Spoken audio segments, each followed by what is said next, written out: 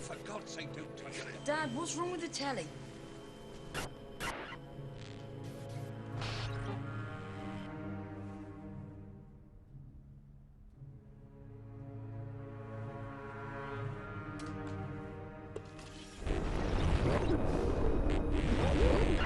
Good evening, London.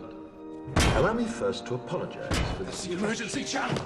I do, like many of you, appreciate the comforts of the everyday routine, the security of the familiar, the tranquility of repetition. Bloody hell. I enjoy them as much as any bloke. But in the spirit of commemoration, Who's that, Mum? whereby those important events of the past, usually associated with someone's death or the end of some awful bloody struggle, are celebrated with a nice holiday, I thought we could mark this November the 5th, a day that is sadly no longer remembered, by taking some time out of our daily lives to sit down and have a little chat. There are, of course, those who do not want us to speak. Let me think, just let I me think. suspect even now, orders are being shouted into telephones, and men with guns will soon be on their way. It's Chancellor Settler. Damn it. Why? Because while the truncheon may be used in lieu of conversation, words will always retain their power.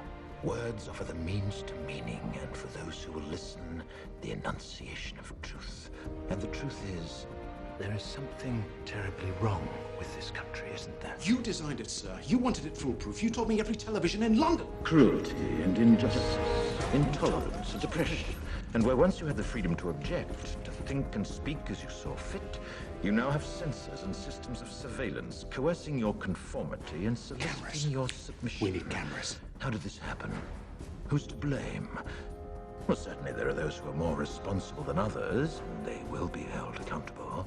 But again, truth be told, if you're looking for the guilty, you need only look into a mirror.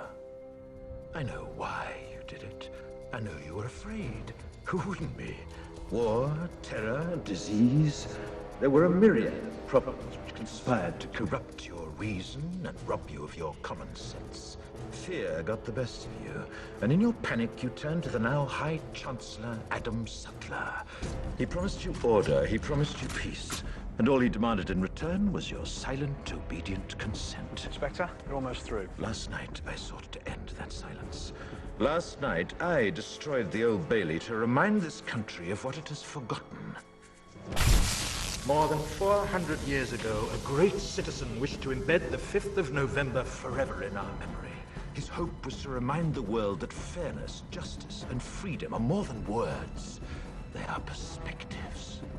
So if you've seen nothing, if the crimes of this government remain unknown to you, then I would suggest that you allow the 5th of November to pass unmarked. But if you see what I see, if you feel as I feel, and if you would seek as I seek, then I ask you to stand beside me 1 year from tonight, outside the gates of Parliament.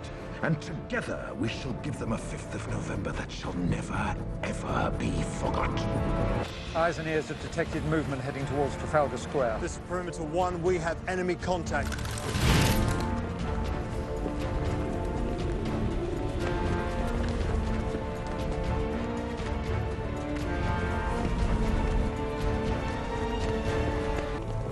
Enemy is approaching fast. Requesting orders. General, what should we do? There's no response from command. Call from Party Leader Creedy. Call from the High Chancellor. Bloody hell, stand down! Stand down!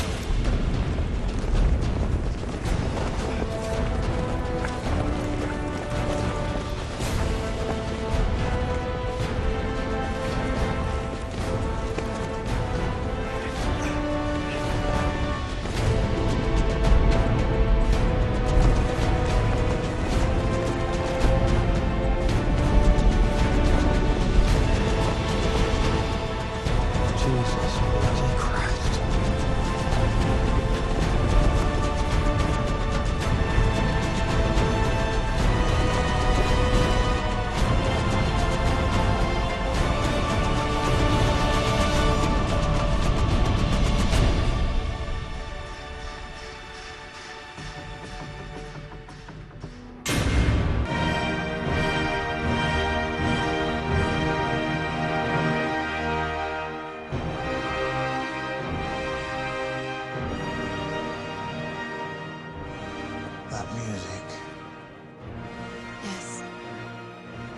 It's music.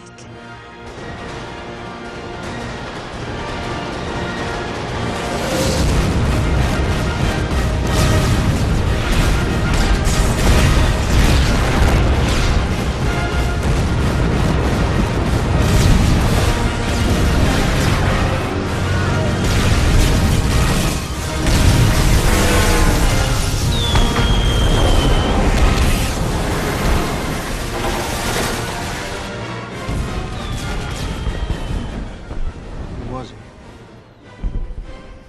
He was Edmund Dantes. And he was my father.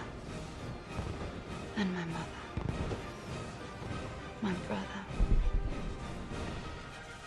My friend. He was you. And me. He was all of us.